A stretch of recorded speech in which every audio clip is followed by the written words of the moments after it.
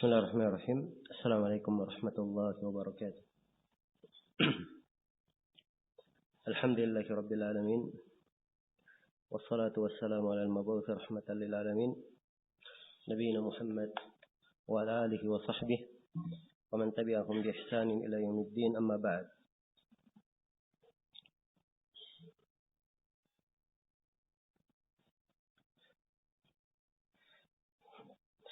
Ya, kita sudah menjelaskan pembahasan yang pertama dan yang kedua berkaitan dengan metodologi penulis dalam bukunya Manhajus Salikin. Dan penulis buku ini Syekh Abdurrahman bin Nasir As-Sa'di, Nabi Muhammad wa ala alihi, adalah salah seorang ulama di masa sebelum kita ini. Beliau hidup dari tahun 1307 Hijriah hingga 1376 Hijriah. Ya. Beliau termasuk ulama yang dikenal di masa beliau, berasal dari negeri Al-Qasim.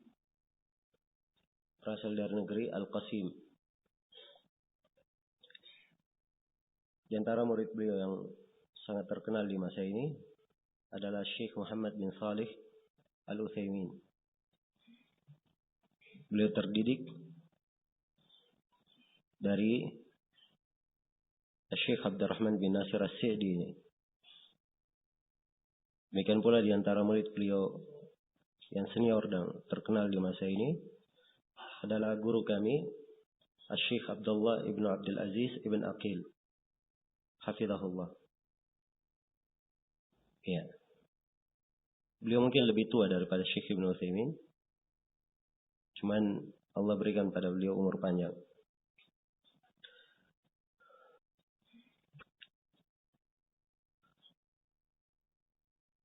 Dan beliau mempunyai banyak karya tulis. Antara yang terkenalnya tafsir Taisir Kalimur Rahman,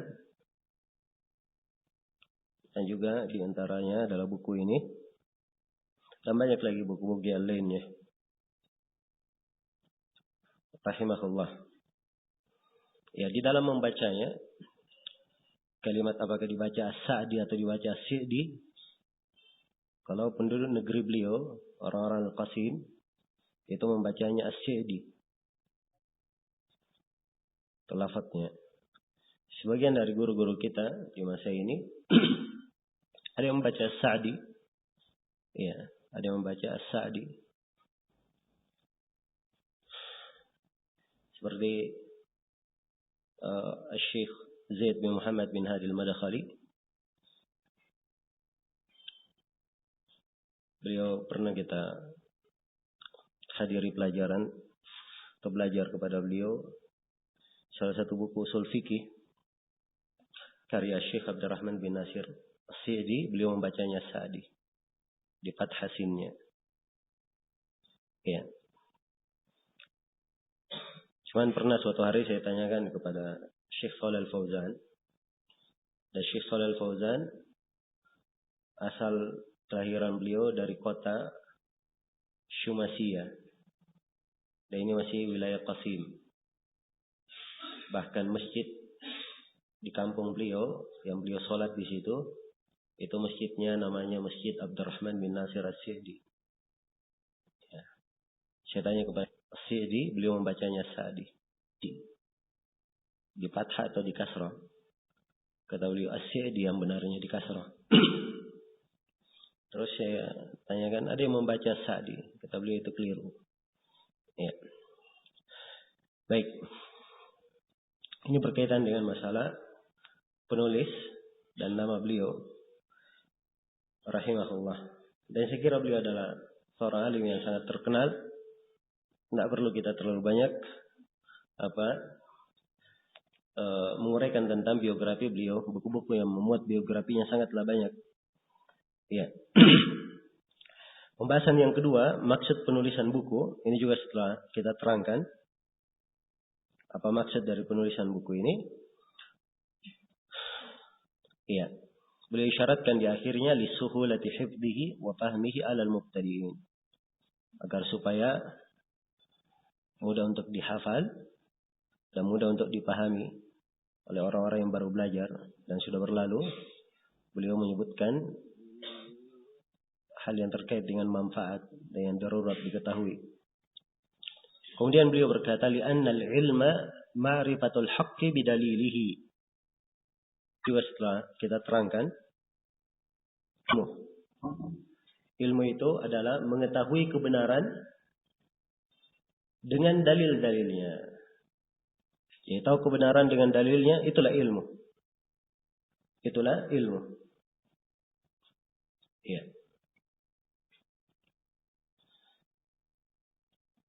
Nah, al-ilmu maqala Allah. Kemudian beliau berkata, bidalilihi. Ilmu itu apa yang dikatakan oleh Allah dan apa yang dikatakan oleh Rasulnya. Wa ma siwa dalika wasawisus syayatini. Apa yang selain daripada itu adalah waswas dari syaitan. Ya. Mengetahui kebenaran dengan dalilnya. Mengetahui kebenaran dengan dalilnya. Ya. Adapun silam pendapat para ulama, ya kadang penting untuk diketahui. Mengetahui silam pendapat yang terjadi dan tentang menguraikan silam pendapat di kalangan para ulama banyak manfaat dan faedah. Di antaranya membuka wawasan seseorang dalam masalah fikih. Kemudian yang kedua adalah seseorang pandai menghargai pendapat orang lain apabila dia bersumber dari pijakan yang mu'tabar, pijakan yang dianggap. Karena tidak setiap khilaf dianggap, tidak setiap perbedaan pendapat diperhitungkan. Ada perbedaan pendapat yang bisa diperhitungkan, ada yang tidak diperhitungkan. Karena itu kata Ibn al-Hassar rahimahullah, laisa kullu khilafin ja'a mu'tabara illa khilaf dalam masalah fikih nadhari. Tidak setiap khilaf itu yang datang, khilaf yang terjadi dianggap, diperhitungkan. Kecuali khilaf yang mempunyai sisi kekuatan dari pendalilan. Iya. Jelas ya? Jadi cukup seorang mengetahui kebenaran dengan dalilnya, selesai. Iya. Ini hal yang terpenting. Walaupun dia ketahui silam pendapat, ada 10 pendapat, 20 pendapat misalnya. Ya. Cukup dia ketahui pendapat yang rajih, selesai. Dalam masalah Lailatul Qadar, di mana penentuannya? Oh ini, kalau kita baca Fathul Bari, Ibnu Hajar menyebutkan lebih dari 30 pendapat. Ya. Tapi kesimpulan beliau juga satu. Beliau simpulkan bahwa Lailatul Qadari yang benarnya, dia di 10 malam terakhir. Dan dari 10 malam terakhir itu yang paling diharapkannya di malam-malam ganjilnya. Dan dari malam-malam ganjil itu yang paling diharapkannya di malam ke-27. Selesai kesimpulannya. Jelas ya? Ini kesimpulan dibangun di atas dalil, selesai. Ya. Maka Syekh di sini hanya memberikan nas hukum. Ya. Kesimpulan itulah ilmu ma'rifatul haq bidalilihi. Mengenal kebenaran dengan dalilnya. Kemudian beliau berkata wal fiqhu ma'rifatul ahkami, ini pembahasan yang keempat ya, tentang definisi ilmu fikih. Kata beliau wal fiqhu ma'rifatul ahkami syar'iyyatil far'iyyah bi adillatiha minal kitabi was sunnati wal ijma'i wal qiyasis sahih. Ya, ini definisi fikih secara istilah. Secara istilah. Ya. Adapun secara bahasa, fikih itu artinya adalah al-faham secara bahasa, pemahaman. Ya. Artinya adalah pemahaman. Ucapan Nabi Musa alaihi salam, "Rabbi ishrah li sadri wa yassir li amri wahlul 'uqdatam min lisani yafqahu qawli. Ya Allah, lapangkanlah dadaku, mudahkanlah perkaraku secara istilah. Ikatan yang berada di lisanku agar supaya mereka yafqahu, faqih terhadap ucapanku. Maksudnya mereka memahami apa yang saya ucapkan. Iya. Jelas ya? Secara istilah diterangkan di sini definisinya. Yang pertama dikatakan ma'rifatul ahkam syar'iyyah. Ma'rifah, mengenal. Iya. Al-ahkam asy-syar'iyyah. Sebagian para ulama ada yang mengatakan lebih afdalnya kalau dibahasakan dengan kata al-ilm bil ahkam asy-syar'iyyah. Pakai kata al-ilm. Sebab al-ilm itu lebih bagus penunjukannya daripada kata ma'rifah. Al-ahkam jama' dari hukum. Hukum-hukum asy-syar'iyyah, hukum-hukum syariat. Iya.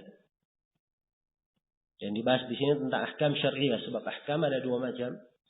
Ada hukum kauniyah dan ada syar'i. Ada ahkam kauniyah dan ada ahkam syar'iyyah. Beliau batasi di sini hal yang disyariatkan. Kemudian kata beliau al-far'iyyah. Hukum-hukum syariat yang merupakan cabang. Bukan usuliyah, bukan di pokok, tapi di cabang. Ya. Ini pembahasan penulis. Pakai al-far'iyyah, cabang-cabang. Dan sebagian para ulama membahasakan dengan bahasa lain yang mungkin dikatakan lebih bagus pembahasannya. Ya walaupun semuanya, ya siapapun mungkin saja memasukkan bentuk dari kritikan di dalam mendefinisikan. Ada yang membahasakan al-far'iyyah diganti dengan kata al-amaliyah. Jadi al-ahkam asy-syar'iyyah al-amaliyah. Nah, kenapa? Sebab mereka katakan yang dimaksud dengan ahkam asy-syar'iyyah yang ingin dibahas itu adalah pembahasan-pembahasan cabang masuk ke dalam uraian fikihnya. Cabang-cabang di fikih. Bukan di pembahasan pokok. Pembahasan pokok yang mereka maksud adalah pembahasan akidah. Ya, jelas ya? Jadi orang yang mendefinisikannya dengan definisi amaliyah, mereka keluarkan darinya i'tiqadiyah. Yang dibahas adalah perkara amaliyah. Berkaitan dengan ibadah, muamalah, ya, nikah, ya, perhukuman, peradilan. Itu yang akan dibahas. Jelas ya? Baik. Jadi ini dua pembahasan. Ya. Dan perlu saya beri catatan di sini. Cabang-cabang. Ya. Apapun dari dua hal ini, dua-duanya dimaklumi insyaallah. Apa yang mereka maksud dari pembahasan fikih. Ya, dan bukan mereka maksudkan di sini ya, pembagian yang dibagi oleh ahlul bidah yang membagi agama itu menjadi usul dan furu'. Ya. Dengan maksud menolak sebagian agama dan mengambil sebagian yang lainnya. Hanya diambil sebagian, yang lainnya ditolak. Ya, datangkan perkara agama, oh ini cabang saja, enggak perlu kita amalkan. Ya, dia bukan masalah pokok. Dia bukan masalah yakin, masalah dhanni. Ya, jelas ya? Ini jalannya ahlul bidah. Para ulama yang membagi seperti ini pembagiannya dari sisi konsekuensi ilmu. Dalam sisi memahami ilmu. Ini ilmu di pembahasan akidah, ini ilmu di pembahasan fikih. Dari sisi penerimaan semuanya diterima. Jelas ya? Semuanya diterima. Baik. Jadi mengenal ahkam syar'iyyah, al-far'iyyah pada cabang-cabang. Ingat ya, yang pokok di pembahasan apa? Akidah. Itu pokok. Karena itu pembahasan akidah sebagian ulama menamakannya dengan kata apa? Al-fiqhul akbar. Fikih akbar. Ya, kalau fikih yang kita bahas sekarang itu disebut fikih asghar. Jelas ya? Baik. Biadillatiha, dengan dalil-dalilnya. Ya, jadi berbicara tentang agama semuanya dengan dalil. Ya, semuanya dengan dalil. Nah, biadillatiha minal kitabi was sunnati. Apa pendalilannya, dari mana diambil? Dari Alkitab, dari Al-Quran, dan dari As-Sunnah. Ya, Al-Quran dan dari Sunnah dan dari ijma', kesepakatan ulama. Ya. Dan ijma' ini diterima sebagai pendalilan sebab tidak ada satu kesepakatan pun di kalangan para ulama yang tidak bertumpu di atas dalil. Semuanya dibangun di atas dalil. Ya. Dan Nabi sallallahu alaihi wasallam telah bersabda, "La tajtami'u ummati 'ala dhalalah." Sungguhnya umatku itu tidak pernah bersepakat di atas kesesatan. Maka ijma' diterima sebagai hujjah. Ya, kalau disebutkan ini masalah ijma' para ulama, maka itu dalilnya. Dia adalah apa? Ijma'. Kemudian yang keempat, al-qiyas as-sahih. Dan dengan qiyas yang sahih. Ya, qiyas itu mempunyai syarat-syarat dan ketentuan-ketentuan di kalangan para ulama. Karena itu dibahasakan dengan kata as-sahih. Sebab ada qiyas yang fasid. Qiyas yang tidak diterima. Ya. Qiyas yang tidak diterima. Baik. Dan ini sebenarnya pembahasan masalah dalil, ini di pembahasan usul fikih. Cuma beliau isyaratkan di sini. Ya, definisi fikih. Jadi mengenal hukum-hukum syariat dengan dalilnya. Dengan dalilnya. Ya. Kemudian kata beliau, "Aqtasiru 'alal adillatil masyhurah." Dan saya terbatas hanya menyebutkan dalil yang paling masyhur. Khaufan min at-tatwil. Karena khawatir akan memperpanjang. Ya, sebab kalau setiap masalah disebutkan dalilnya, setiap masalah disebut dalilnya, bukunya akan menjadi apa? Menjadi panjang. Ya, kalau menjadi panjang dibaca, dipelajari, bagus. Tapi di sini penulis punya maksud lain. Agar supaya buku ini mudah dihafal. Kan begitu? Ya, kalau dia panjang akan sulit bagi para murid untuk menghafalnya. Nah, karena itu beliau hanya membatasi dengan dalil yang masyhur. Sebab buku-buku yang memuat pendalilan fikih itu lengkap. Ada yang ringkas, ada yang sedang, ada yang panjang lebar. Iya. Di antara yang ringkas, kita bisa melihat kitab Umdatul Ahkam. Ini ringkas. Menyebutkan pendalilan-pendalilan fikih ya dalam hadits-hadits riwayat Bukhari dan Muslim saja. Kalau dia ingin lebih luas darinya, ada kitab Umdatul Ahkam Al-Kubra. Ya, karya Abdul Ghani Al-Maqdisi juga. Disebutkan selain dari riwayat Bukhari dan Muslim, dari buku As-Sunan dan selainnya. Ya, kalau ingin lebih luas lagi ada buku Ibnu Hajar Bulughul Maram. Ini termasuk buku yang mengumpulkan dalil yang masyhur. Ya, dan dasarnya beliau meringkas. Ibnu Hajar mengambil manfaat dari kitab Al-Ilmam karya Ibnu Daqiq Al-Eid. Dan ini juga mengumpul karya Abdul Ghani Hukum. Demikian pula Ibnu Hajar mengambil manfaat dari buku Ibnu Abdul Hadi Al-Muharrar. Ya. Dan Imam Nawawi rahimahullah, beliau juga punya kumpulan buku yang memuat ahkam. Bahkan panjang lebar Imam Nawawi. Iya. Semisal dengannya buku Muntaqal Akhbar yang disyarah oleh Syaukani dalam Nailul Awtar. Juga memuat adillah hukum-hukum yang panjang lebar. Ya, dan di sini Syekh hanya mengisyaratkan dalil yang masyhur saja. Supaya mudah untuk dihafal. Jelas ya? Kalau ingin panjang lebar ada tempatnya. Ya, di waktu yang lain ada buku-buku yang khusus membahas. Kemudian kata beliau, wa in kanatil mas'alatu khilafiyah. Kalau pembahasan yang dibahas, sifatnya khilafiyah, semisal ada silang pendapat di kalangan ulama, ada perbedaan pendapat, ya. Sebab masalah itu ada dua macam. Ada yang ijma'i, ada khilafiyah. Ada yang disepakati, ada yang silang pendapat. Ya. Ada yang silang pendapat. Jelas ya? Secara garis besar. Nah, kalau dia silang pendapat, maka Syekh berkata, "Iktasartu 'alal qawli alladhi tarajjaha 'indi." Maka saya akan terbatas menyebutkan pendapat yang kuat menurut saya. Ya. Jadi kalau misalnya ada 3 pendapat, A, B, C, misalnya, dan Syekh memandang yang kuat pendapat A, maka beliau hanya menyebutkan pendapat A saja dan dalilnya. Yang lainnya beliau tidak sebutkan. Ya, bahkan beliau tidak isyaratkan. Jelas ya? Ini metode beliau. Dan ini sudah kita terangkan ya. Dan ini metode yang sangat bagus bagi penuntut ilmu. Ya. Metode yang sangat bagus bagi penuntut ilmu. Dan heran juga kadang ada sebagian penuntut ilmu baru belajar. Ya. Tapi ingin merasa bahwa dirinya dikenal, mempunyai banyak apa? Banyak pengetahuan tentang silang pendapat.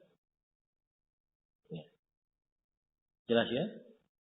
Dan ini adalah sangkaan yang bukan pada tempatnya, bertentangan dengan makna keikhlasan dalam menuntut ilmu. Hendaknya diperbaiki diri dalam hal itu. Iya. Seorang bikin pondasi dulu yang kuat untuk dirinya. Dia pahami fikih sesuai dengan dalilnya, Itu namanya dia membuat pondasi. Dia membaca beberapa buku agar supaya pondasinya kuat. Setelah itu baru dia naik ke atas. Ada buku-bukunya untuk itu. Iya. Jelas ya? Ada buku-bukunya untuk masuk ke dalam memahami silang pendapat di kalangan para ulama. Baik. Maka ini target yang hendaknya kita perhatikan. Kita ingin masuk di dalam pembahasan, mengambil kesimpulannya dan dalilnya. Selesai. Ya. Karena ada satu atau dua hal, mungkin saya akan isyaratkan, oh ini ada silang pendapat. Saya hanya sebut ada silang pendapat yang kuat yang begini. Ya. Jelas ya? Itu kadang di tengah-tengah pembahasan, ya, kalau kondisi dan waktu yang tepat, kita isyaratkan seperti itu. Baik, kemudian kata beliau taba'an lil adillati syar'iyyah. Jadi beliau menguatkan pendapat sesuai dengan dalil syariat. Maka ini target yang hendaknya kita perhatikan. Penulis beliau tidak taklid, mengikuti dalil. Taklid itu apa? Taklid itu ittiba'u man laysa bihujjah bila hujjah. Mengikuti orang yang bukan hujjah tanpa hujjah. Mengikuti siapa yang bukan hujjah tanpa hujjah. Ya. Siapa saja dari manusia itu bukan hujjah. Yang hujjah itu adalah Al-Quran dan apa? As-sunnah wal ijma' itu hujjah. Ya. Ya, kalau dia ikuti orang yang bukan hujjah, kemudian dia ikuti tanpa hujjah, nah itulah taklid. Kalau dia ikuti manusia atau seorang alim bukan hujjah sebenarnya. Tapi tatkala alim ini dia berpegang dengan dalil, maka dia adalah apa? Dia dengan hujjah. Kita mengikutinya dengan hujjah. Ya. Allah Subhanahu wa taala telah memerintah hal ini, ya ayyuhalladzina amanu in ja'akum fasiqun binaba'in fatabayyanu. Wahai orang yang beriman, kalau datang kepada kalian seorang yang fasik, ya, bawa berita, maka mintalah kejelasan. Kata Sana'ani rahimahullah, ya, dalam Irsyadun Nuqat, bahwa pemahaman kebalikan dari ayat, kalau datang kepada kita orang yang terpercaya, ya, maka tidak perlu diminta kejelasan. Ya, sebab dia membawa dengan dalil. Jelas ya? Nah, membawa dengan dalil. Ya. Maka dia mengambil dengan dalilnya. Ya. Dan seorang yang ammi, tidak paham sama sekali, dia bertanya kepada ahlul ilm, kepada orang yang berilmu. Dan dalil orang awam ini dia bukan taklid, dalilnya adalah ucapan alim, sebab dia dipercaya dengan keilmuannya dan dalil yang dia pegang. Jelas ya? Ya. Ini yang dimaksud dengan kata dalil. Ya, kata dalil. Dan dalil itu tidak harus dihafal. Sebab penghafal itu kadar tambahan. Tidak semua orang bisa menghafal. Ya, tidak semua orang bisa menghafal. Cukup dia ketahui apa yang dia lakukan, dibangun di atas dalil, itu sudah cukup. Kalau dia hafal tentunya, ya ini adalah hal yang paling baik. Cuma sekarang kita berbicara tentang kadar, cukupnya mengikuti dalil syariat. Ya, baik. Selesai sudah pembahasan di sini yang berkaitan dengan definisi fikih. Kemudian berikutnya, ya, sini disebutkan definisi ilmu ahkam. Ya sebenarnya saya nggak ingat apakah saya tulis ilmu atau di editnya yang ada berubah di sini. Ya, sebab ilmu ahkam dia tidak ilmu khusus yang dibahas di sini penjelasan tentang ahkam. Ya Syekh akan membahas tentang ahkam dan beliau akan uraikan definisi-definisi yang terkait dengan ahkam. Kata beliau wal ahkamu khamsah. Ahkam itu ada 5. Al-ahkam ada 5. Ya maksudnya di sini ada 5 yang terkait dengan ahkam taklifiyah. Ya, ahkam yang khitabnya pembicaranya ditujukan kepada mukallaf. Kepada seorang yang mukallaf. Ya. Di sini ada 5. Yang pertama adalah al-wajib. Al-wajib. Kemudian beliau berikan definisinya. Al-wajibu wa huwa ma usiba fa'iluhu wa uqiba tarikuhu. Wajib itu adalah apa yang pelakunya diberi pahala dan disiksa orang yang meninggalkannya. Itu wajib. Ya. Kemudian kata beliau wal haramu didduhu. Dan haram itu kebalikannya. Ya, kalau wajib apa yang diperintah, apa yang diberi pahala orang yang mengerjakannya dan disiksa kalau dia tinggalkan, maka haram kebalikannya. Ya. Apa yang orang yang diberi pahala, orang yang meninggalkannya dan disiksa orang yang mengerjakannya, itu haram. Jelas ya? Jadi balik aja. Ya. Jadi ma usiba tarikuhu. Ya. Wa uqiba fa'iluhu. Coba dibalik saja. Itu definisi haram. Kemudian kata beliau wal makruh ma usiba tarikuhu wa lam yu'aqab fa'iluhu. Makruh itu apa yang diberi pahala orang yang meninggalkannya dan tidak disiksa orang yang mengerjakannya. Wal masnun didduhu. Yang sunnah kebalikannya. Ya. Yang sunnah kebalikannya. Jadi diberi pahala orang yang mengerjakannya tidak disiksa kalau ditinggalkan. Wal mubah huwa alladhi fi'luhu wa tarkuhu ala haddin sawa. Mubah itu adalah sesuatu yang kalau dilakukan, ditinggalkan sama saja. Itu mubah. Nah, ini definisi global dan definisi yang dibawakan di sini oleh penulis. Ini umumnya definisi yang dibawakan oleh para ulama di pembahasan usul fikih.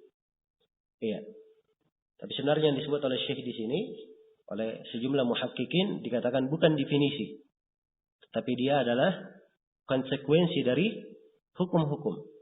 Jadi konsekuensi dari kewajiban, ya, maka diberi pahala orang yang mengerjakannya, disiksa orang yang meninggalkannya. Adapun definisinya sendiri, al-wajib ma amara bihi syari' ala wajhil ilzam, itu wajib. Apa yang diperintah oleh syariat, perintah penekanan, kewajiban untuk mengerjakannya. Ya. Hukum wajib itu apa? Ya, inilah hukum yang disebut di sini. Diterima, diberi pahala orang yang mengerjakannya, disiksa orang yang meninggalkannya. Jelas ya? Tapi secara umum apa yang disebut oleh penulis di sini ini sudah bahasa umum yang dipakai dalam pembahasan fikih. Ya, karena itu saya tidak ingin terlalu banyak meluas di sini dalam mendefinisikan, sebab ini di pembahasan ilmu usul fikih. Ya, di pembahasan ilmu usul fikih. Ya, dan insyaallah taala mungkin ada suatu saat nanti ya kita atau mungkin ya khusus tentang ilmu usul fikih. Ya. Khusus tentang ilmu apa? Usul fikih. Sebab salafiyun harus kuat dari sisi keilmuan. Ya, jelas ya? Jangan seperti sebagian orang. Ya, kalau sikat sana sini kuat, hebat, nomor 1 paling depan. Tapi kalau ditanya rukun sholat, rukun haji, nggak ada yang menjawab. Ya, jelas ya? Salafi itu dari dulu dikenal dengan ilmu. Ya, dikenal dengan ilmu, kekuatan hujjah dan rahmat di tengah makhluk. Karena itu kata Syekhul Islam Ibnu Taimiyah, ahli sunnah itu a'rafun nasi bil haqq wa arhamuhum bil khalq. Mereka yang paling mengenal kebenaran dan paling merahmati makhluk. Itu sifat ahli sunnah. Jelas ya? Sifat ahli sunnah. Nah, baik. Jadi mungkin ada suatu saat antum harus belajar dasar ilmu usul fikih. Oh, jangan ada menganggap ilmu usul fikih itu kan berat. Kita harus paham bahasa Arab. Ya. Tidak ada yang berat bagi siapa yang ingin belajar. Tidak ada yang berat. Jelas ya? Ya. Dan insya Allah ada kalau seorang belajar kepada guru, guru bisa memahamkan, memudahkan dia untuk memahami ilmu tersebut. Ya. Demikian pula di dalam pembahasan ini ada penulis membahas masalah warisan. Ya, pembahasan warisan di sini ringkas, nggak bisa kita bahas lengkap. Saya hanya membahas sesuai dengan apa yang ditulis oleh penulis saja. Ya, kita akan berjalan cepat. Ya, kalau ingin lengkap, ya ini perlu pembahasan khusus. Seorang membahas tentang ilmu al-mawarith. Jelas ya? Ini dari tugas-tugas ya di masa depan. Ya, siapa yang belum memilikinya diperbaiki. Seorang belajar ilmu usul fikih dan dia menekuni ilmu al-fara'id. Penulis membahas masalah warisan dan siapa yang sudah belajar fikih, kemudian dia belajar ilmu usul fikih, insya Allah akan lebih mudah untuk memahami. Ya. Sebab ilmu usul fikih itu memang ilmu dipakai untuk memahami fikih. Jelas ya? Kalau dia sudah masuk ke rincian, dia sisa mengembalikan rincian kepada dasar-dasar pijakan. Ya, itulah pembahasan ilmu usul fikih, ya, qawaidul fiqhiyah. Nah, di pembahasan al-furuq wa taqasim, semuanya pembahasannya mengarah ke sana. Baik. Jadi ini pembahasan yang keempat yang disebut di sini oleh penulis. Iya, disebut di sini oleh penulis rahimahullahu taala. Dan perlu saya garis bawahi di sini supaya kawan-kawan jangan di dalam menangkap materi ya masuk ke dalam ruang yang terlalu bebas ya. Saya ingin memberikan mempersempit sehingga seorang itu mempermudah menangkap apa yang akan disampaikan dalam materi. Ya mungkin saya berbicara ya namanya seorang yang menyampaikan materi, ya mungkin saya akan berbicara panjang lebar dalam sebagian hal. Cuma apa yang saya sampaikan ditekankan dalam masalah kalau saya menguraikan definisi, dihafalkan apa definisinya. Sebab itu yang penting. Ya. Kemudian perhatikan kalau saya uraikan kaidah-kaidah dan ketentuan dalam pembahasan. Jelas ya? Kaidah dalam pembahasan ini apa? Ya, kaidah dalam hal ini apa? Ingat. Ketentuan dalam riba apa? Jelas ya? Dan ini ada perbedaan antara kaidah dan dhabit. Kalau kaidah itu dia ketentuan umum berlaku di segala pembahasan. Itu kaidah. Tapi kalau dhabit dia hanya ketentuan yang berlaku di satu bab atau satu masalah saja. Misalnya di pembahasan jual beli saja dipakai, tidak dipakai di pembahasan lain. Jelas ya? Maka ini diperhatikan. Ya. Kemudian saya akan menyebutkan di sini walaupun sebenarnya pembahasan juga waktu agak ini, tapi saya akan sebutkan sebagian hal berkaitan dengan furuq, pembeda-pembeda. Ya. Perbedaan antara darah haid dan darah nifas apa? Misalnya. Apa darah haid dan darah istihadah? Apa perbedaan-perbedaannya? Ya. Kemudian ya. Juga kadang saya sebutkan tentang pembagian-pembagian. Najis terbagi 3 misalnya. Ya, mungkin ini ditekuni yang seperti ini. Najis terbagi 3. Tempat-tempat yang tidak boleh sholat ada berapa? kewajiban sholat ada berapa, rukun sholat ada berapa. Yang seperti ini harus menjadi sudut perhatian dan harus dipahami. Jelas ya? Kalau kita bisa menangkap 4 hal ini, itu sudah saya anggap cukup untuk memahami materi. Ya, cukup untuk memahami materi. Jelas ya? Baik. Ya, pembahasan yang terakhir dari pendahuluan, kata beliau rahimahullah, wa yajibu 'alal mukallafi ay yata'allama minhu kullama yahtaju ilaihi fi ibadatihi wa muamalatihi wa ghairiha. Qala sallallahu alaihi wasallam, "May yuridillahu bihi khairan yufaqqihhu fid din." Muttafaqun alaih. Ya, ini pembahasan yang kelima. Beliau menjelaskan di sini tentang kewajiban mempelajari fikih. Kata beliau, wajib atas setiap mukallaf. Ya. Wajib atas setiap apa? Mukallaf. Apa itu mukallaf? Mukallaf itu adalah seorang yang muslim. Pertama dia Islam. Ya. Muslim, akil, dan dia adalah orang yang akil, waras. Ya. Kemudian balik. Dan dia adalah orang yang balik. Orang yang balik. Itu dikatakan mukallaf.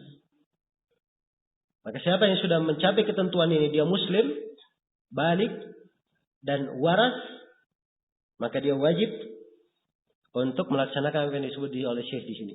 Dia wajib untuk mempelajari ilmu fikih itu, ya, sekadar hal yang dia perlukan padanya di dalam ibadahnya, dalam muamalahnya, dan selainnya.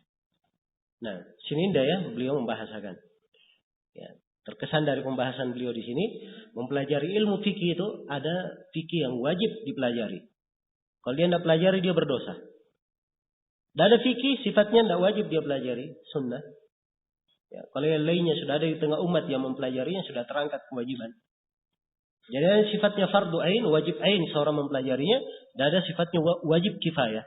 Kalau sebagian dari kaum muslimin sudah mempelajarinya, gugur bagi yang lain. Ya. Gugur bagi yang lainnya. Apa yang merupakan wajib ain? Perhatikan. Setiap yang dia perlukan. Setiap muslim yang dia perlukan. Yang namanya seorang manusia, dia hidup. Ada kewajiban ibadah. Kan begitu. Maka apa yang dia perlukan dari kewajiban ibadahnya, dia wajib untuk mempelajarinya. Nah, tidak mungkin dikatakan, ya silahkan mewakili saya mempelajarinya. Sebab dia akan mengamalkannya. Terkait dengan dirinya. Ya, dalam ibadahnya. Dia wajib mempelajari bagaimana cara berwudu yang benar. Ya, kalau dia tidak mempelajarinya, dia berdosa. Dia wajib mengetahui bagaimana cara mandi yang benar. Kalau tidak ada air, dia wajib mengetahui bagaimana cara tayammum yang benar. Ya. Jelas? Seorang perempuan yang tiap bulannya kedatangan kebiasaan, maka dia wajib mengetahui hukum seputar haid dan nifas. Haid, istihadah, dan nifas. Wajib dia pelajari. Bukan sunnah mempelajarinya, dia wajib untuk mempelajarinya. Ya. Demikian pula dia sholat, maka dia wajib mempelajari bagaimana kaifiat sholat itu. Wajib dia mempelajari bagaimana kaifiat sholat tersebut. Ya. Allah berikan amanah kepadanya dari harta, maka dia wajib mempelajari hukum berkaitan dengan zakat. Masuk bulan Ramadan, dia wajib mempelajari tentang hukum-hukum puasa. Dia punya kemampuan untuk haji, maka dia wajib mempelajari bagaimana tata cara pelaksanaan ibadah haji yang benar. Ya, jelas ya? Baik. Ini dari hal yang wajib, gambaran hal yang wajib dalam masalah apa? Masalah ibadah. Ya, kadang di dalam masalah muamalah. Dalam masalah muamalah. Seorang masuk dalam bermuamalah, dia berdagang. Ya. Dia punya usaha, punya bisnis. Ya. Maka sekadar usaha dan bisnis yang dia tekuni, dia wajib mempelajari hukum syariat dalam bisnis yang dia tekuni. Jangan sampai dia berbuat riba. Ya, di bisnis yang dia lakukan dia tidak sadari, dia menzalimi orang, dia tidak menyadarinya. Ya. Dan ini mana ucapan Umar bin Khattab, siapa yang tidak belajar hukum-hukum riba, jangan sekali-sekali dia dekati pasar kami. Dilarang oleh Umar masuk pasar, orang yang tidak belajar apa? Hukum riba. Jelas ya? Ini bukan hal yang sunnah belajar. Oh, itu kerjanya ustadz itu. Ya, belajar tentang apa? Ketentuan dagang. Ya, kalau saya ingin dapat keuntungan, oke. Tidak seperti itu. Jelas ya? Maka hal yang dia perlukan, ya, dia terkait langsung di dalamnya, dia wajib untuk mempelajarinya. Selain daripada itu sunnah. Selain daripada itu adalah hal yang disunnahkan. Nah, maka di sini penting seorang mempelajarinya. Ya, bagi seorang yang ingin sadar akan dirinya, dia harusnya punya catatan. Saya dalam sehari saya kewajiban siapa? Saya harus berwudu. Saya tulis wudu, sholat, zakat, puasa, haji, masuk jual beli. Kemudian dia tulis hal-hal yang wajib dia pelajari. Lihat. Kemudian silahkan dia tanya kepada dirinya. Ini saya sudah pelajari atau belum? Hah? Dia jujur saja. Ya. Dia sudah pelajari atau belum? Kalau dia belum pelajari, hendaknya dia pacu dirinya untuk mempelajarinya. Dan insyaallah taala doa fikih kali ini kita akan apa yang akan diuraikan oleh Syekh di sini rahimahullah ini cukup untuk mengangkat hal-hal yang wajib pada diri seseorang. Kemudian di sini Syekh rahimahullah membawakan hadits Muawiyah, ya, di mana Rasulullah sallallahu alaihi wasallam bersabda, "May yuridillahu bihi khairan yufaqqihhu fid din." Siapa yang Allah kehendaki padanya kebaikan, maka Allah akan membuat dia faqih, membuat dia paham dalam agama. Muttafaqun alaih. Ya. Sini may yuridillahu bihi khairan, siapa yang Allah kehendaki padanya kebaikan. Kata khairan di sini dalam bentuk nakira fi siyaqi syar'. Dan ini menunjukkan umum. Maksudnya luas kebaikan yang diberikan kepadanya. Ya, bagi orang yang paham dalam agama itu. Terbuka segala bentuk kebaikan itu untuknya.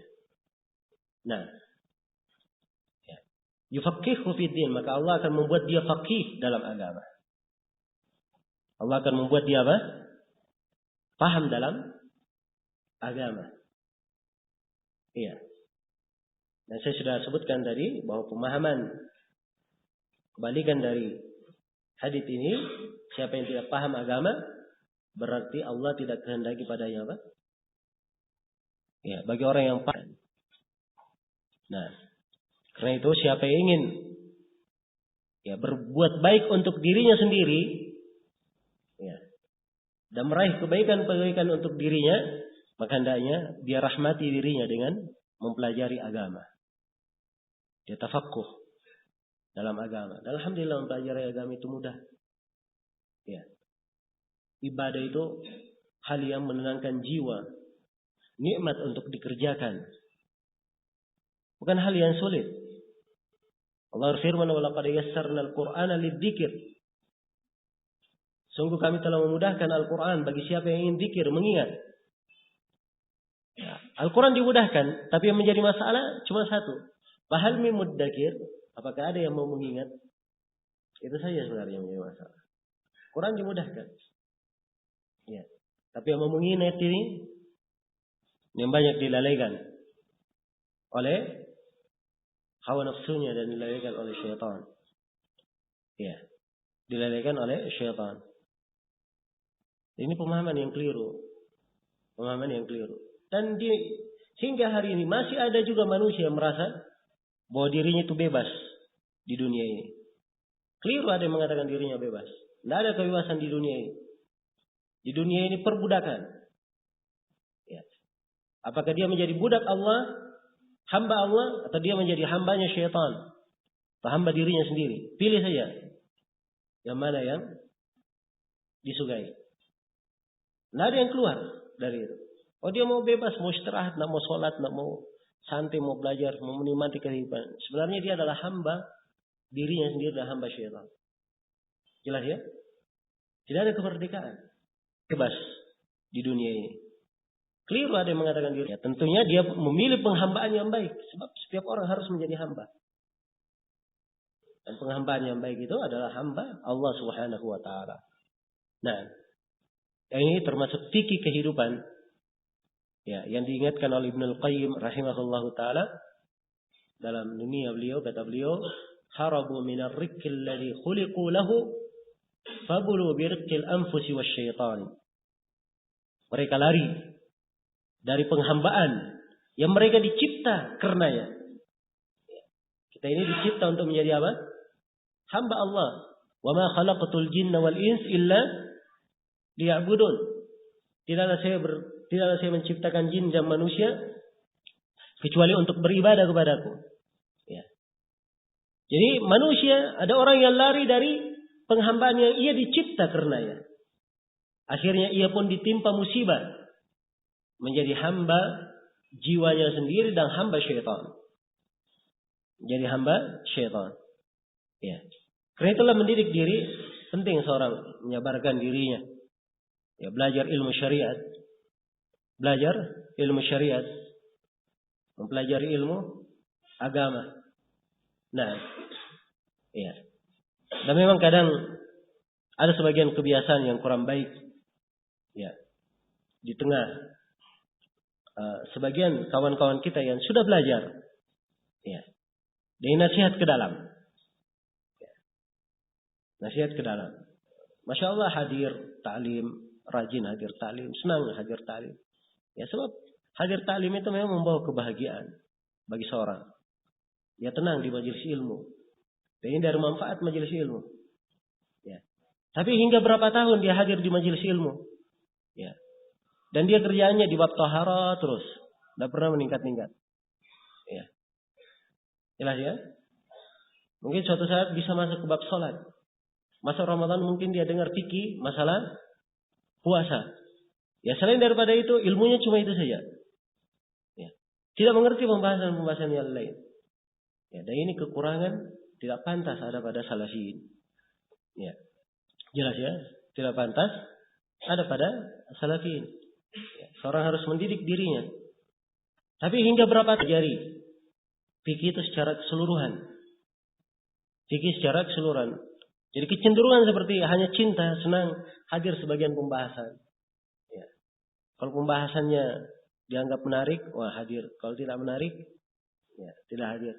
Kalau pembahasannya ceramah 2 jam, wah hadir.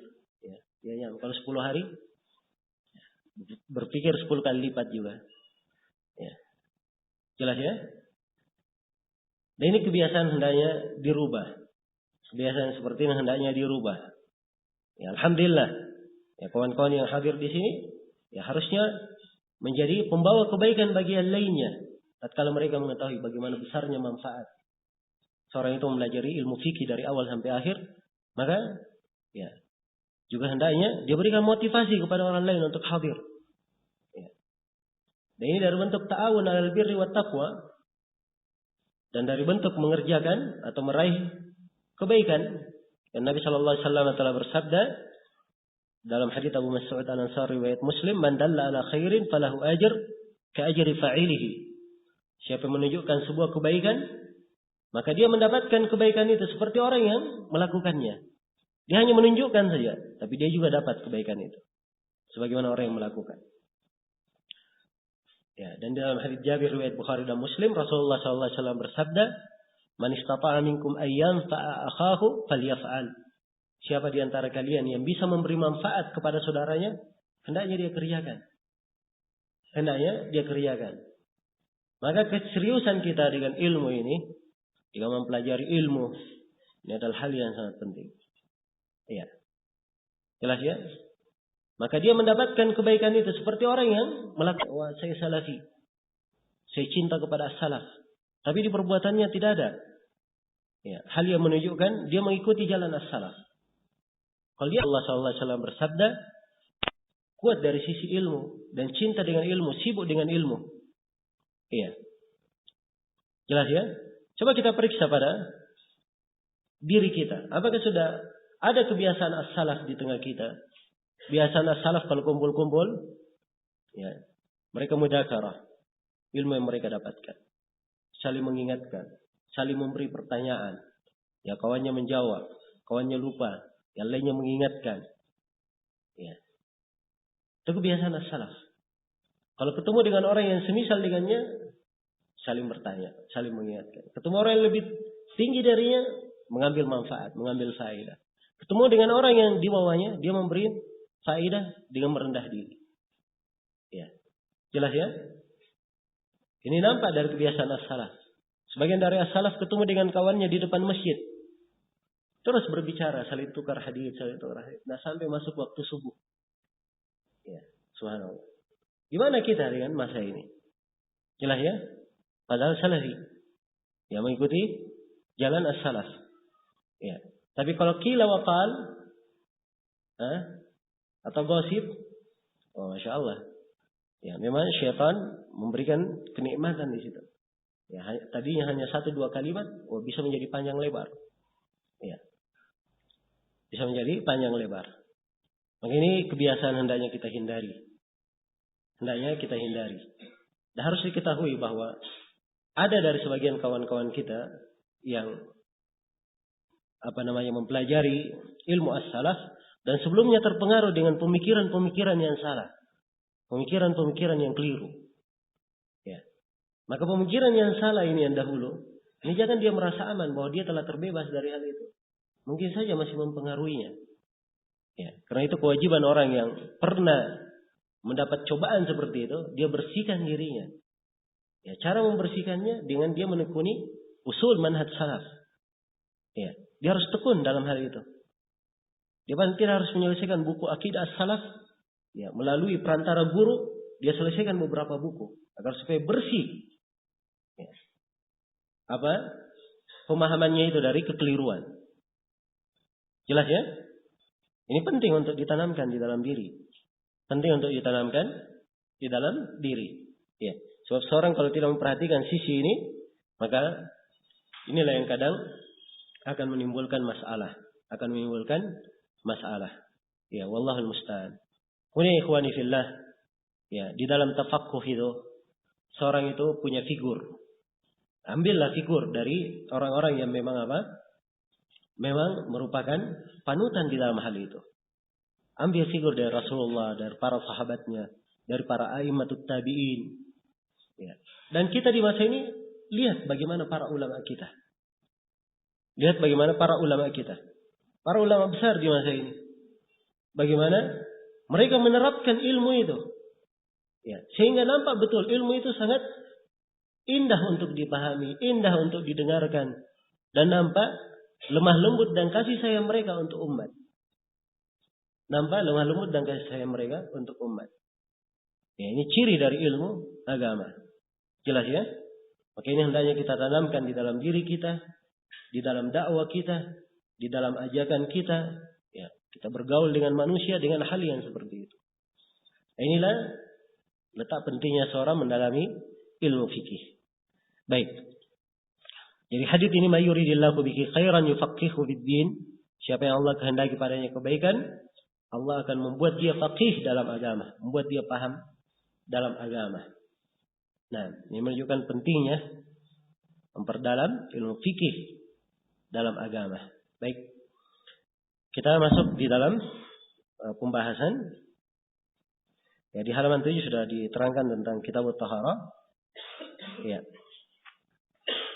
Dan di dalam pembahasan kitab at-taharah di sini Syekh rahimahullahu taala ya menguraikan banyak hal dan ada 4 pembahasan yang saya garis bawahi ya. Bisa dilihat di halaman 8. Inti pembahasan yang ingin kita capai di kitab at-taharah ini, di pembukaan kitab at-taharah. Yang pertama isyarat tentang pembagian taharah. Nah, yang kedua perihal hadits tentang rukun Islam. Kemudian yang ketiga kedudukan ikhlas. Kemudian yang keempat penjelasan 2 kalimat syahadat. Ya sebenarnya ada hal yang lain, tapi saya enggak isyaratkan di sini. Ya saya anggap 4 pembahasan ini sudah cukup sebagai pendahuluan di kitab at-taharah. Kata penulis kitab at-taharah. Ya. Kata Syekh rahimahullah kitab at-taharah. Kitab at-taharah. Iya. At-taharah secara bahasa adalah an-nadhafah wan nazahah. Nah, cara bahasa adalah berbersih. Berbersih. Ya sebenarnya ada hal yang lain, tapi dan nazahah. Nazahah mirip dengan makna berbersih. Baik. Ini definisi taharah secara apa? Bahasa. Secara istilah, ya di sini Syekh rahimahullah ya mengisyaratkan dua pembagian taharah. Sebab beliau di awal pembahasan taharah beliau uraikan tentang taharah ma'nawiyah, hal yang terkait dengan syahadatnya, dengan rukun Islamnya. Kemudian dia uraikan syahadat itu apa? Ya. Nah, la ilaha illallah, syahadat la ilaha illallah itu apa? Syahadat Muhammad Rasulullah itu apa? Ya. Jelas ya? Maka seakan-akan di sini beliau mengisyaratkan ya tentang wajibnya seseorang itu mentahara dirinya dari sisi maknawiyah. Ya, tahara batiniyah. Dia mensucikan dirinya, mensucikan jiwanya. Ya, dan ini tahara yang pertama. Tahara yang pertama. Tahara yang kedua, ini adalah pembahasan tahara yang kita bahas nanti. Berkaitan dengan wudu, mandi dan tayammum. Jelas ya? Ini tahara yang akan kita bahas. Itu tahara hissiyah namanya. Ya. Jadi di inti pembahasan pertama ini, ya penulis mengisyaratkan bahwa tahara terbagi dua. Ada tahara ma'nawiyah dan ada tahara apa? Hissiyah. Ada tahara ma'nawiyah dan ada tahara hissiyah. Tahara ma'nawiyah adalah membersihkan jiwa, membersihkan apa yang ada di dalam diri. Ya. Dia membersihkan dirinya dari penyakit riya, dari mengerjakan sesuatu ingin disanjung oleh manusia. Ya. Membersihkan dirinya dari penyakit dengki, hasad, dari akhlak yang jelek. Jelas ya? Kemudian dia hiasi dirinya dengan akhlak yang tinggi dan mulia. Ya, sifat kejujuran, rahmat. Ya. Dan selainnya dari akhlak yang mulia. Ini tahara hissiyah. Dan ini tahara lebih didahulukan. Tahara ini. Karena itu beliau membuka pembahasan dengan hal ini. Ya. Jelas ya?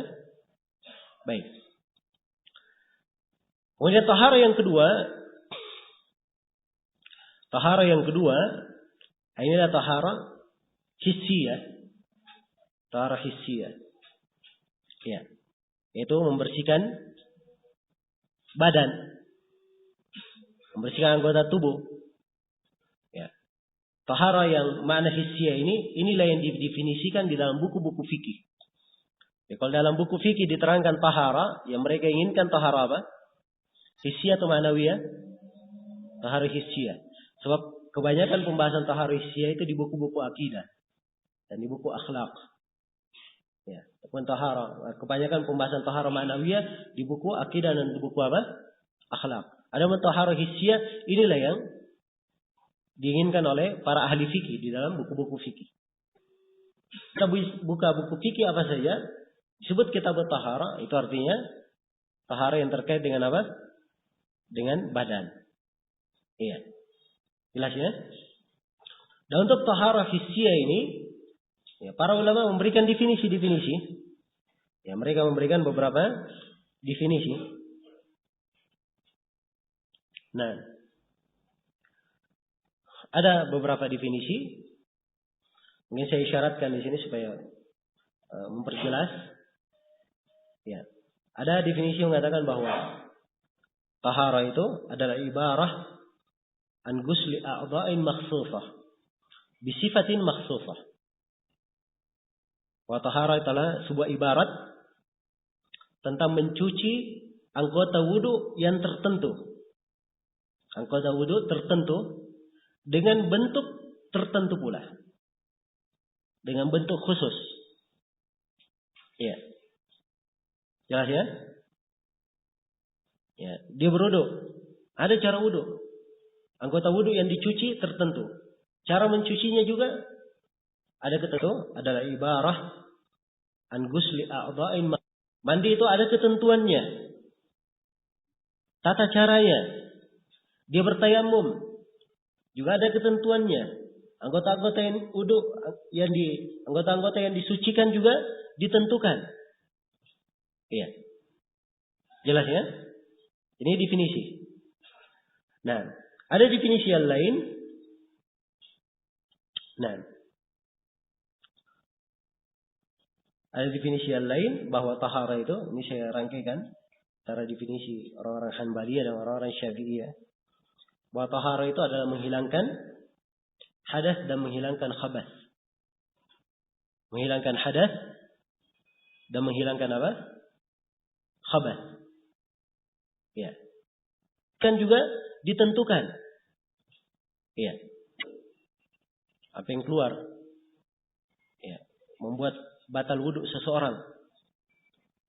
Apakah hadas kecil maupun hadas akbar. Keluar angin.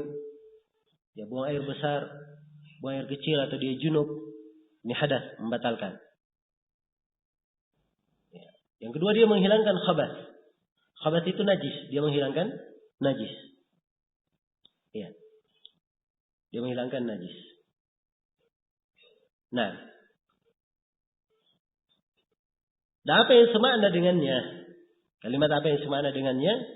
Ini penjabarannya.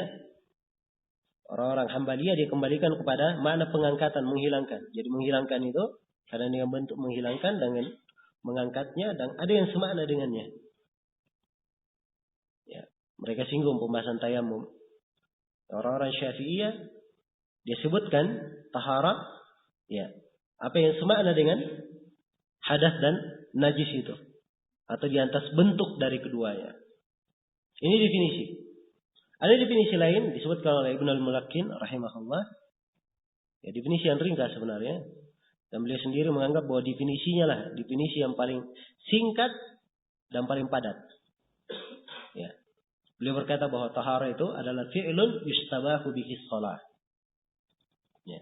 Beliau katakan bahwa tahara adalah perbuatan yang dengannya salat itu boleh dilakukan. Ya. Jelas ya? Ya, kalau dia melakukan perbuatan itu baru dia melakukan salat. Kapan perbuatan itu belum dia lakukan, maka belum boleh dia salat. Itulah tahara. Ya, ini sebenarnya definisi beliau, definisi yang juga bagus. Ya. Baik, jadi itulah tahara, dua pembagian dari tahara. Ini pembahasan yang pertama. Pembahasan yang kedua yang kita garis bawahi di sini, penulis menyebutkan hadis tentang rukun Islam. Beliau qala Nabi sallallahu alaihi wasallam buniyal Islamu ala khamsin. Nabi sallallahu alaihi wasallam bersabda, Islam dibangun di atas 5. Sini khamsin. Sebagian riwayat pakai ta'mar buta, khamsatin. Itulah tahara. Ya, ini sebenarnya ya, dan ini beda ya dalam mengartikannya, dalam menerjemahkannya. Ya, kalau khamsin berarti dia diterjemah Islam dibangun di atas 5 kaidah. 5 pondasi. Ya, bacanya begitu mengartikannya kalau khamsin. Ya, kalau khamsatin diterjemah Islam dibangun di atas 5 rukun. Di atas 5 perkara. Ya. Apa yang semisal dengan itu? Jelas ya? Sebab ini ada kaidahnya dalam bahasa Arab. Ada kaidahnya di dalam bahasa Arab. Ya, jadi kalau dia khamsin, dia harus mudhafah kepada al-mu'annas. Jadi katakan khamsu qawaid. Ya. Atau khamsu raka'iz. Nah, kalau dikatakan khamsatu, maka khamsatu arkanin atau khamsatu umurin. Ya, begitu cara membahasakannya. Ya, dan kalimat-kalimat kaidah-kaidah bahasa Arab itu kaidah yang Masya Allah. Ya. Jadi seperti ini tidak disebut kata sambungnya, tapi dengan mengisyaratkan dia pakai tak marbut atau tidak, itu orang sudah paham apa yang ada di belakangnya. Apa yang ada di belakangnya. Jadi Islam dibangun di atas 5 fondasi. Ya, kalau mau diikuti riwayat yang lain, Islam dibangun di atas 5 rukun. Sebab yang paling terkenalnya bagi kita, ini penyebutan rukun Islam. 5 rukun Islam. Yang pertama syahadati, bisa dibaca syahadati, bisa dibaca syahadatu. Yang pertama syahadati alla ilaha illallahu, wa anna Muhammadan Rasulullah. Ini rukun yang pertama. Fondasi yang pertama. Ya, dibangun di atas syahadatain. Seorang bersaksi la ilaha illallah. Tidak ada yang berhak dia ibadahi kecuali Allah. Dan dia bersaksi bahwa Nabi Muhammad adalah Rasul Allah, utusan Allah. Ini dua kalimat syahadat. Ya, dan dua kalimat syahadat ini perlu uraian yang panjang terkait dengan syahadat. Ya, la ilaha illallah sendiri itu punya dua rukun, penetapan dan penafian. Ya.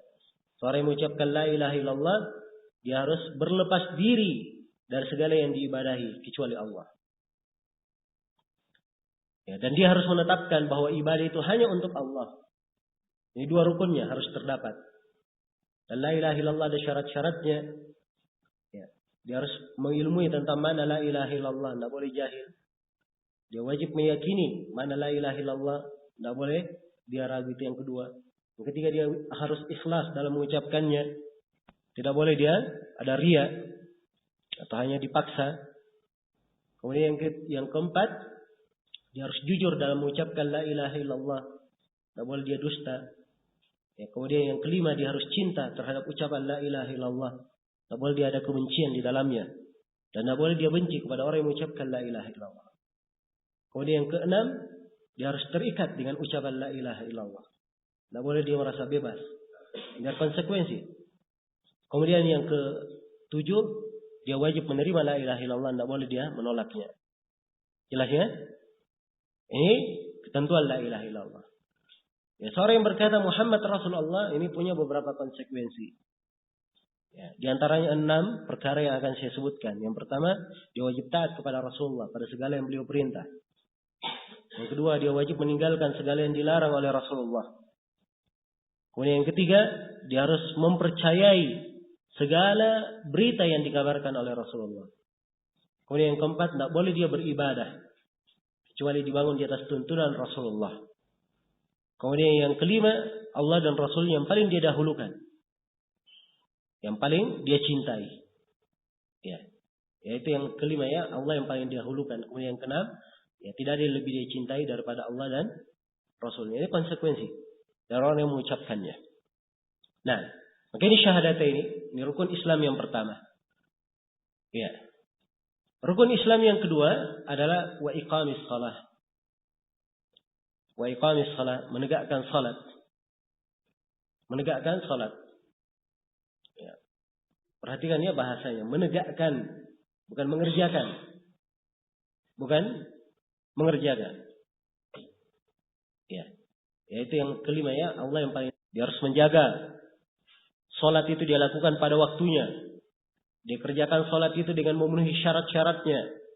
Ketika dia masuk dalam salat harus sesuai dengan rukun-rukunnya. Dia tunaikan kewajiban-kewajibannya. Dia lengkapi dengan sunnah-sunnahnya. Ya, ini baru dikatakan apa? Menegakkan salat. Jelas ya? Menegakkan. Ini rukun yang kedua. Rukun yang ketiga, wa ita'iz zakah. Dan seorang memberi zakat. Ya, memberi zakat. Biasanya kita bahasakan dengan kata mengeluarkan zakat. Nah, ya. Kemudian yang keempat, rukun yang keempat, dan haji di Al-Bait. Dia haji kepada Al-Bait. Ini rukun yang keempat, haji. Dan silang pendapat para ulama yang mana yang merupakan rukun keempat, haji yang keempat atau puasa. Haji baru puasa atau puasa kemudian haji. Ya. Kalau hadis Jibril apa? Yang dahulu puasa kemudian apa? Kemudian haji. Kalau hadis Ibnu Umar, riwayat Bukhari dan Muslimnya itu haji kemudian puasa. Ada sebagian riwayat Muslim puasa dahulu baru haji. Jelas ya? Dan ini tidak terlalu masalah. Imam Al-Bukhari beliau berpendapat seperti ini. Rukun yang keempat haji, yang kelima adalah apa? Puasa. Karena itu kalau kita lihat susunan Sahih Al-Bukhari, Imam Al-Bukhari menguraikan dulu pembahasan haji, baru setelah itu pembahasan puasa. Ya. Kalau Imam Muslim kebalikannya. Ya. Imam Muslim pembahasan haji itu akhir pembahasan ibadah. Puasa sebelum apa? Sebelum haji. Baik, jelas ya? Jadi ini yang keempat dan kelima, haji dan ini tidak terlalu masalah. Imam Al-Bukhari muttafaqun alaih. Ini setiap dari pembahasan ini insyaallah akan diuraikan. Ya, tentang salat, zakat, haji dan puasa akan dijelaskan.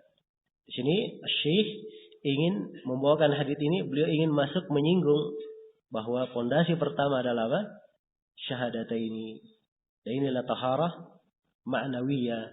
Karena itu beliau di sini menguraikan tentang syahadat. Kata beliau, "Fa syahadatu an la ilaha illallah ilmul 'abdi wa i'tiqaduhu wa iltizamuhu annahu la yastahiqqul uluhiyyata wal 'ubudiyyata illa Allah wahdahu la syarika lah." Iya. Kata beliau, maka syahadat la ilaha illallah, ya, itu artinya seorang hamba mengetahui, seorang hamba meyakini, seorang hamba komitmen bahwa tidak ada yang berhak untuk diibadahi. Ya, tidak ada yang berhak untuk diserahkan kepadanya penghambaan. Illallah, kecuali Allah. Wahdahu la syarikalah. Satu-satunya, tidak ada syirikat baginya. Ya, di sini beliau uraikan ya tentang makna syahadat. Jadi mana la ilaha illallah itu? Ya. Kemudian kata beliau, fayujibu dzalika 'alal 'abdi ikhlas jami'id din lillahi ta'ala wa an takuna ibadatuhu adh-dhahiratu wal batinatu kulluha lillahi wahda wa an la yusyrika bihi syai'an fi jami'i umurid din. Kemudian kata beliau, maka wajib, ya, persaksian ini, persaksian la ilaha illallah ini, syahadat ini mewajibkan seorang hamba untuk mengikhlaskan seluruh agama itu hanya untuk Allah. Ya. Dan dia menjadikan seluruh ibadahnya, yang zahir, yang nampak, maupun yang batin, yang tidak nampak, seluruh ibadah itu dia serahkan semuanya hanya untuk Allah. Dan tidak boleh dia mempersyirikatkan Allah dengan sesuatu apapun di dalam segala perkara agama. Ya, tidak boleh ada kesyirikan dalam segala perkara agama. Ya, jelas ya? Sini beliau menekankan pentingnya ikhlas dan dia adalah dasar, ya, kalimat la ilaha illallah. Nah, dan beliau isyaratkan tentang ikhlas ini, ya. Padahal konsekuensi dari syahadat banyak. Bukan hanya ikhlas saja. Jelas ya? Bukan hanya ikhlas saja. Banyak konsekuensinya. Beliau hanya menyebutkan ikhlas dalam hal ini. Sebab keikhlasan seseorang dalam segala perkara ini adalah buah kebaikan. Demikian pula kita di majelis ilmu ini, ya, hendaknya, ya, kita menjaga keikhlasan. Menjaga keikhlasan dalam menuntut ilmu. Dan keikhlasan itu bagi seorang penuntut ilmu, yang pertama dia belajar ilmu itu untuk mengangkat kejahilan dari dirinya. Ya. Mengangkat kejahilan dari dirinya. Nah, kemudian dari keikhlasan dia mempelajari ilmu itu untuk menjaga agama dan mengokohkan agama. Iya. Kemudian dari keikhlasan dia menuntut ilmu karena dia menekuni sebuah ibadah. Ini dari bentuk keikhlasan. Dari bentuk keikhlasan. Maka ini hendaknya dipelihara dan dijaga. Sebab itulah berkah, ya, pada ilmu yang diketahui oleh seorang hamba. Ilmu itu besar kecilnya manfaat tergantung pada apa? Pada keikhlasannya. Pada keikhlasannya. Karena itulah ikhwani fillah, hendaknya keikhlasan ini dijaga dengan baik. Ya, dan terus dikontrol hati itu. Agar supaya dia ikhlas. Namanya jiwa, ya. Jiwa dia banyak bisikan. Banyak yang memerintahnya kepada hal yang jelek. Kalau kita tidak sering mengawasinya, mengontrolnya, maka jiwa ini akan berkeliuran sana sini. Ya, kadang dia ikhlas, kadang dia tidak ikhlas. Ya. Bahkan kadang dia melakukan sesuatu dia tidak tahu apa yang dia lakukan. Jelas ya? Dan ini bukan dari sifat seorang yang faqih dalam agama. Orang yang paham dalam agamanya. Baik.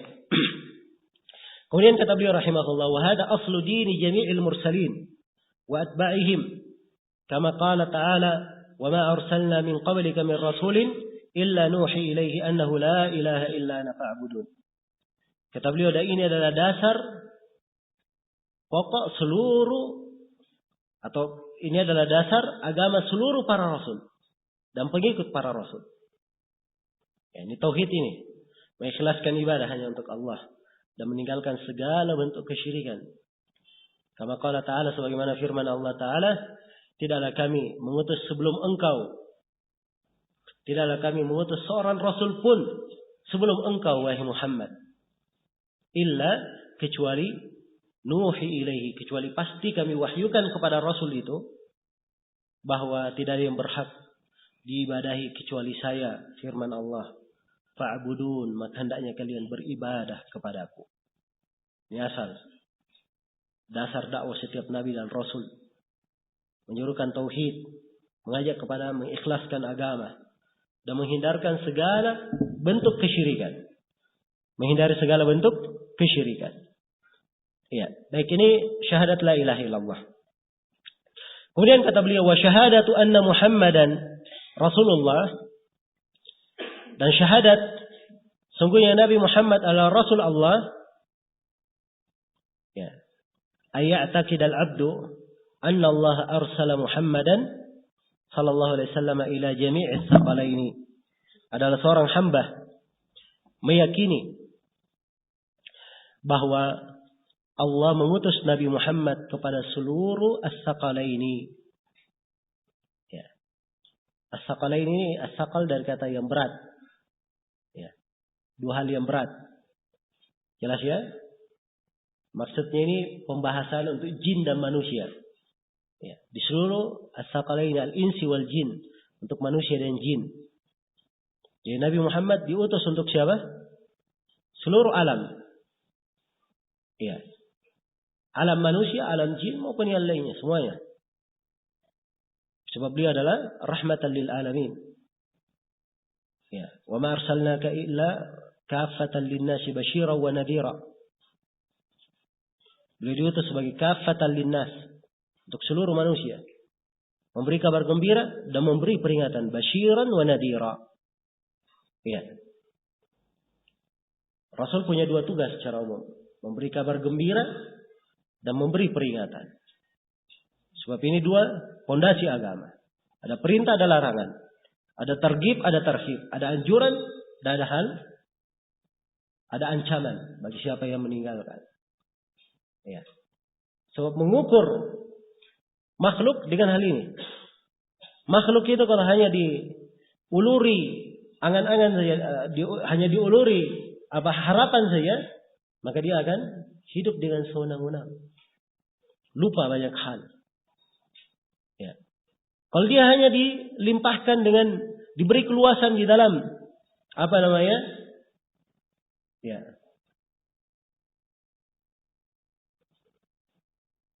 berbuat, diberi keluasan dalam rasa takut, ya, maka ini juga tidak akan memperbaiki keadaannya. Maka dia diberi kabar gembira kepadanya dan diberi peringatan, basyira wa nadira. Nah, yad'uuhum ila tauhidillah wa ta'atih. Ya. Kalau dia hanya dilimpahkan dengan mentauhidkan Allah dan taat kepadanya, bitasdiqi khabarihi wa imtithali amrihi wa jitinabi nahyihi, dengan cara membenarkan berita beliau. Jadi beliau kalau memberitakan perkara yang gaib wajib dibenarkan. Wa imtithali amrihi, dan beliau kalau memerintah wajib dilaksanakan perintahnya. Wajitinabi nahyihi, dan wajib ditinggalkan larangannya. Beritanya wajib diterima. Sebab Allah berfirman, "Wa ma yantiqu 'anil hawa in huwa illa wahyu yuha." Beliau tidak pernah berucap dari hawa nafsunya. Yang beliau ucapkan adalah wahyu yang diwahyukan kepadanya. Dilaksanakan perintahnya, ditinggalkan larangannya, karena Allah berfirman, ya, "Wa ma ataakumur rasulu fakhudhu wa ma nahakum anhu fantahu." Apa yang dibawa oleh Rasul kepada kalian, maka terimalah dia. Apa yang dilarang oleh Rasul, hendaknya kalian berhenti. Kemudian kata beliau, wa annahu la sa'adata wa la salaha fid dunya wal akhirah illa bil imani bihi wa ta'atihi. Ya. Dan harus diketahui bahwa tidak ada kebahagiaan dan tidak ada kebaikan di dunia dan di akhirat dan perintahnya ditinggalkan larangannya karena Allah berfirman Nabi Muhammad dan taat kepadanya. Ya. Kemudian ini ya dari konsekuensi yang beliau sebutkan. Wa annahu yajibu taqdimu mahabbatihi ala mahabbatin nasi wal waladi wan nasi ajmain. Dan sesungguhnya wajib untuk mendahulukan kecintaan kepada Ar-Rasul di atas kecintaan kepada dirinya sendiri, kecintaan kepada anaknya dan kecintaan kepada seluruh manusia. Iya. Jelas ya? Ini sabda Nabi sallallahu alaihi wasallam dalam hadits al-muttafaq alaih. La yu'minu ahadukum hatta apa? Hah? Apa hatta apa? Siapa yang membawakan nasnya? La yu'minu ahadukum terus hatta akuna ahabba ilaihi min apa? Ya. Min walidihi wa waladihi wan nasi ajma'in. Ya harus seperti itu. Ya. Tidaklah beriman salah seorang dari kalian sampai dia menjadikan saya orang yang paling dia cintai. Paling dia cintai. Melebihi ayahnya, anaknya dan seluruh manusia. Jelas ya? Ini adalah konsekuensi. Kemudian kata beliau rahimahullah wa anna Allah ayyadahu bil mu'jizatid dallati ala risalah. Ya. Perhatikan ya. Sekarang misalnya kalau saya membahas tentang Rasulullah, kan banyak sekali sisi kehidupan Rasulullah yang harus saya jelaskan, kan begitu. Tapi di sini Asy-Syaikh memilih sisi-sisi tertentu saja. Dan antum harus pahami, pilihan beliau ini ada kaitannya dengan pembahasan. Ada kaitannya dengan pembahasan. Kenapa beliau memilih ya yang harus diketahui Rasul bahwa Rasul diutus untuk seluruh tsaqalain. Harus dipahami bahwa pembahasan fikih ini berlaku di mana saja, kapan saja. Ya. Basyira wa nadira, disuruh kepada tauhid. Ya. Taat, membenarkan kabarnya, menjalankan perintahnya, meninggalkan larangannya. Ya. Sebab ini kaitan di dalam mempelajari fikih. Semuanya bertumpu di atas hal ini. Ya. Dan beliau terangkan wajibnya mendahulukan. Sebab di dalam sejumlah pembahasan memang harus seperti itu. Ya. Ketika seorang memahami agama, dia kadang dibenturkan dengan kemaslahatan dirinya, kemaslahatannya terkait dengan keluarganya, perdagangannya, perniagaannya. Ternyata itu menyelisih syariat. Maka Rasulullah harus didahulukan. Ya. Beliau sengaja menguraikan hal ini sebagai landasan. Ya. Kemudian beliau ingatkan bahwa Allah menguatkan Rasulullah bil mu'jizatid dallati ala risalati. Dengan mukjizat yang menunjukkan kebenaran kerasulan beliau sallallahu alaihi wasallam. Iya. Kenapa beliau sebutkan mukjizat ini? Nah, ya.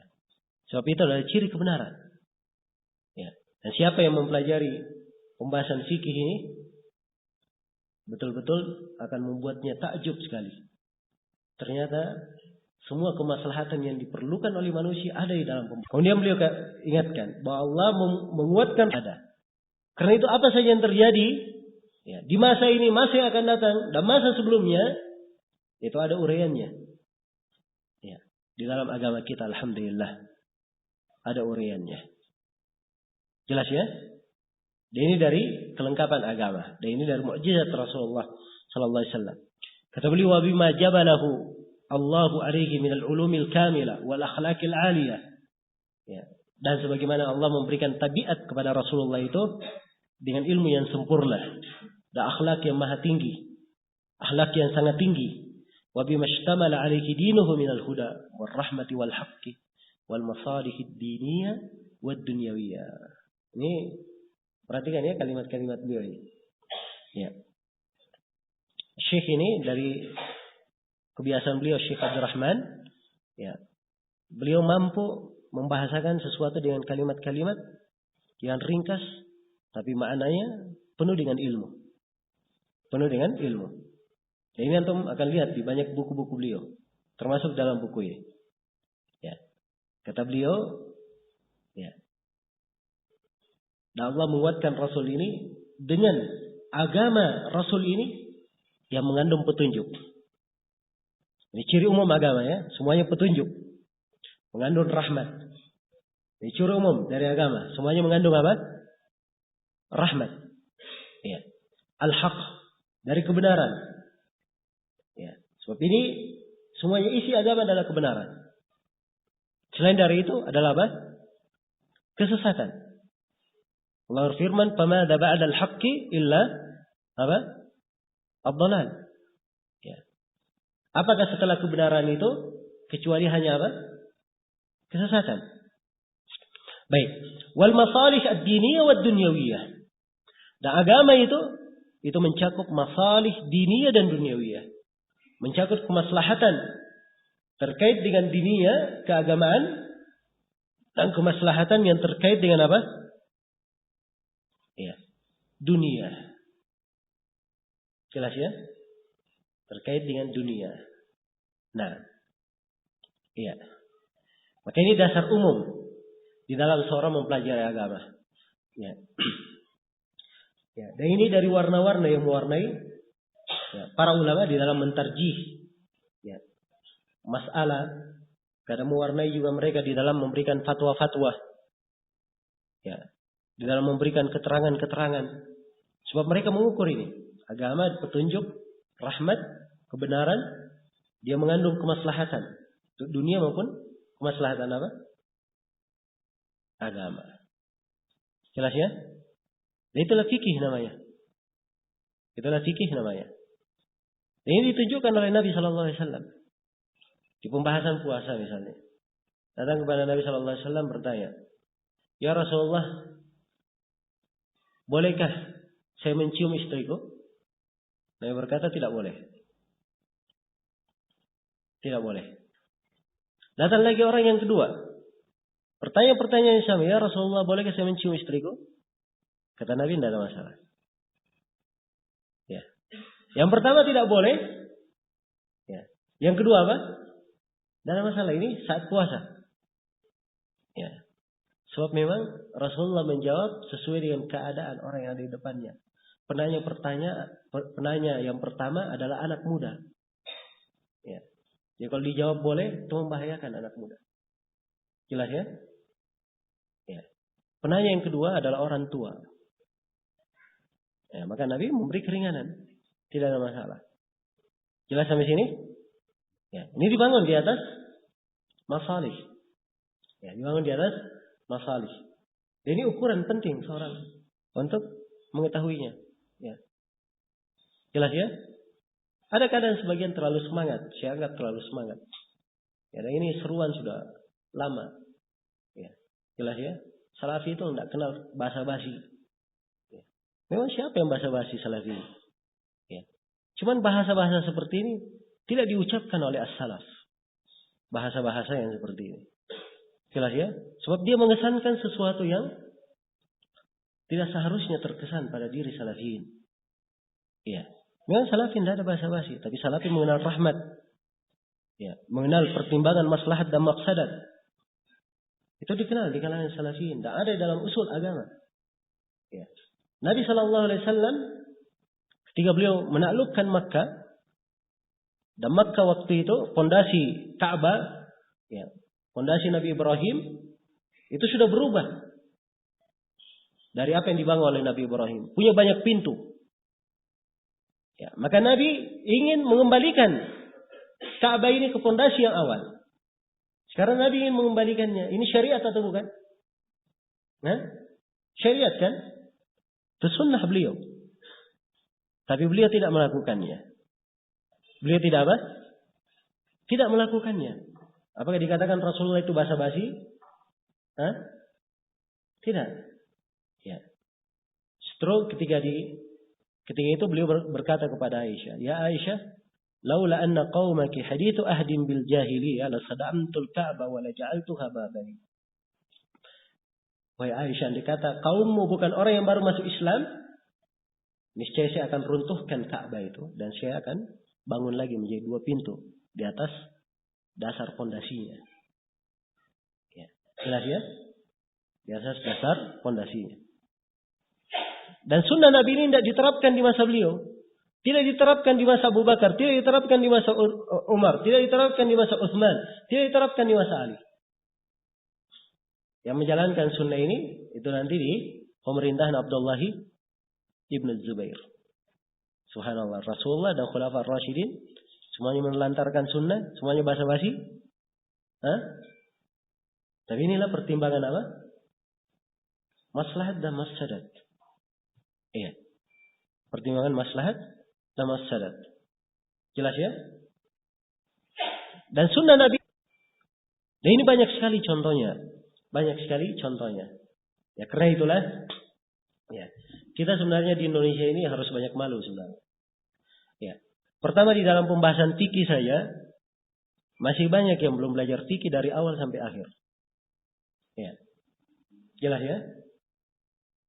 Kalau kita lihat ke ke majelis-majelis para ulama, ya, sebagian dari guru kami itu menangkap bahwa banyak sekarang dari orang-orang yang sudah belajar fikih dari awal sampai akhir ini yang dikomentari. Ya. Ini bukan orang yang belum belajar fikih, yang sudah belajar fikih dari awal sampai akhir. Mereka kurang mengerti ya, tentang maksud umum dari pensyariatan, syariat-syariat itu. Karena itu mereka sibuk membahas, sebab ini ada ilmunya khusus. Ya, dia tahu hukum, tapi ada namanya ilmu tentang maqasidus syariah.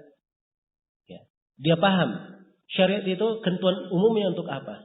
Kenapa disyariatkan misalnya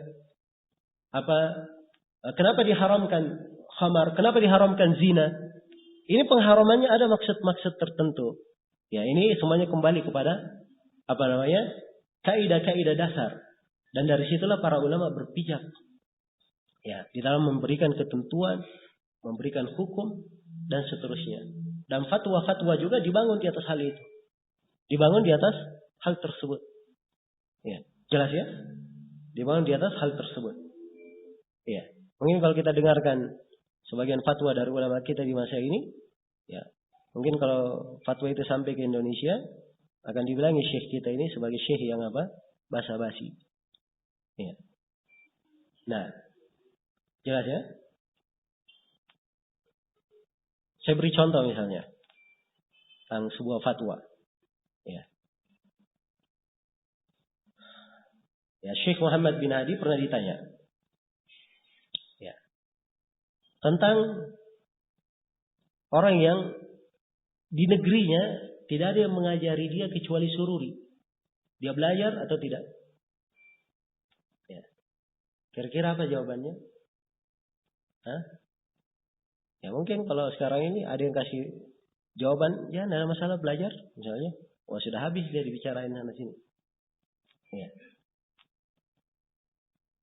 Tapi beliau menjawab, tidak ada masalah, kamu belajar sama dia, tapi jangan ambil dari orang itu pembahasan berkaitan dengan penguasa, jangan kamu ambil berkaitan tentang masalah fikul waqi, jangan kamu ambil pembahasan berkaitan dengan ini dan ini. Dia sebutkan kesalahan sururiyah.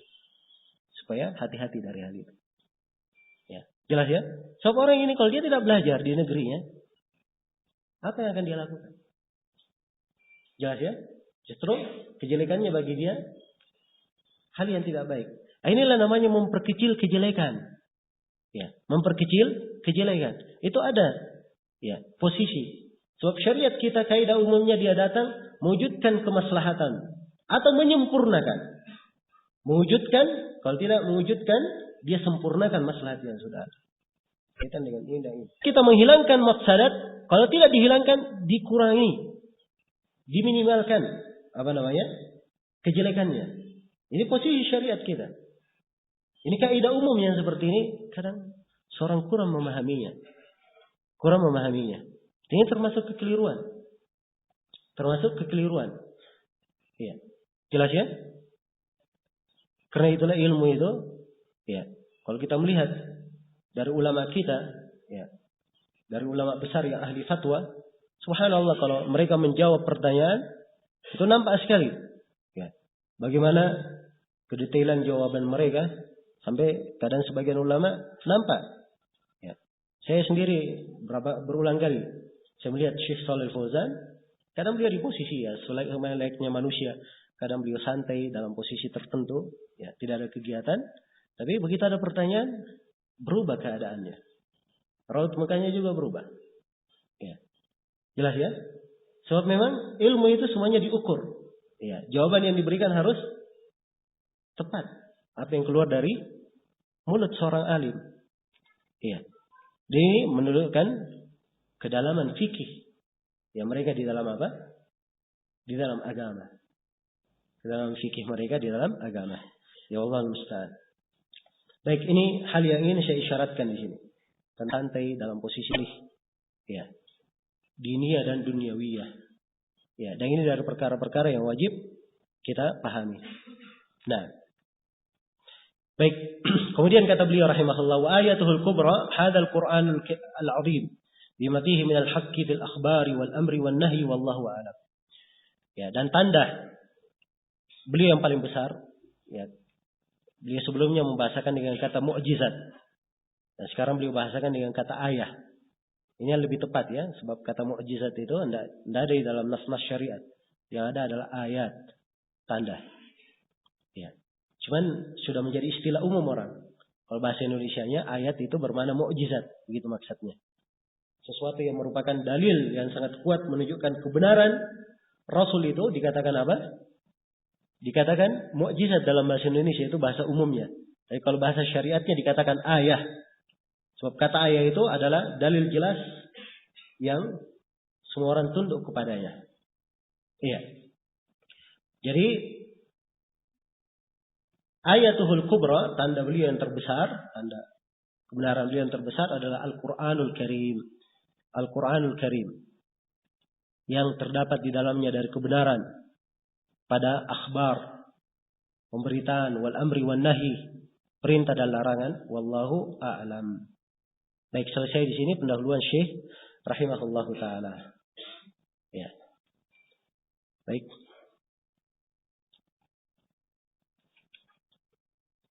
Ya, kita waktunya jam 5 sampai 15 menit sore. Ya, insyaallah setelah salat maghrib kita lanjutkan materi.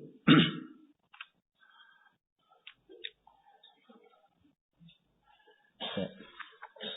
Baik, untuk sementara kita cukupkan dulu sampai sini. Subhanakallahumma wa bihamdik, asyhadu an la ilaha illa anta, astaghfiruka wa atubu ilaik, walhamdulillahi rabbil alamin.